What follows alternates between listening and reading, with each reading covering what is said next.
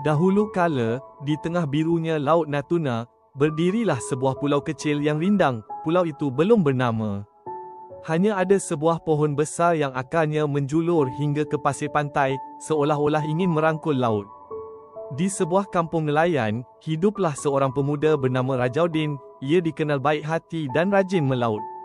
Namun, berbeza dengan nelayan lain, Rajaudin seringkali kembali dengan hasil tangkapan yang sangat banyak. Bahkan ketika orang lain pulang dengan perahu kosong, orang-orang bertanya-tanya, apa rahsia Rajaudin? Suatu hari, seorang sahabatnya mengikuti diam-diam. Ia melihat Rajaudin mendayung perahunya menuju pulau kecil yang penuh akar-akar raksasa. Di sana, Rajaudin duduk di bawah pohon besar itu, lalu berdoa dengan usyuk. Tiba-tiba, angin berhembus lembut, dan dari sela akar pohon muncullah sesosok makhluk halus yang menyerupai perempuan cantik berambut panjang. "Wahai Rajaudin," ujar perempuan itu, "aku adalah penjaga laut. Selama engkau menjaga adat dan tidak merusak laut, aku akan memberimu rezeki berupa ikan yang berlimpah."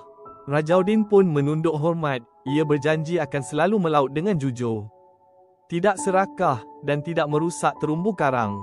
Benar saja, sejak saat itu, ia selalu pulang dengan hasil tangkapan yang cukup, tidak pernah kekurangan. Namun, kabar ini tersebar. Ada seorang nelayan tamak yang juga datang ke pulau itu. Ia menebang akar-akar pohon raksasa untuk membuat perahu.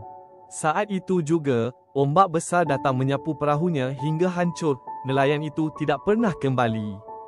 Sejak saat itulah, masyarakat percaya bahawa pulau kecil itu dijaga oleh roh laut.